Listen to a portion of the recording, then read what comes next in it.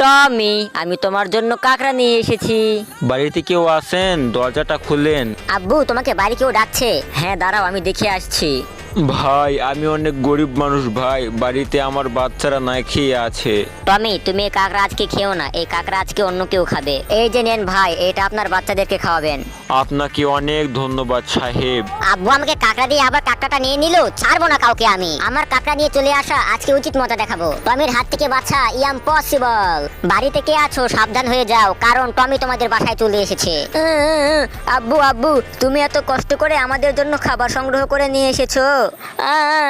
আরে এই কি, ওরা তো অনেক গরিব আর অনেক দুঃখী। না, এবার আমি ওদেরকে সাহায্য করব। তাড়াতাড়ি ফ্রিজ থেকে খাবারগুলো বের করে নেই, তার সাথে জামা কাপড়গুলো নিয়ে নেই। ছোট বাচ্চাদেরকে উপহার দেব, তাদেরকে নতুন জামা কাপড়ে দেখতে অনেক সুন্দর লাগবে। বন্ধুরা চলো তোমাদেরকে ম্যাজিক দেখাই। এখন তোমরা ভিডিওতে লাইক করো, তারপর সাবস্ক্রাইব করো, এরপর 5টা লাভ ইমোজি কমেন্ট করে পাঠাও, তারপর ম্যাজিক দেখো।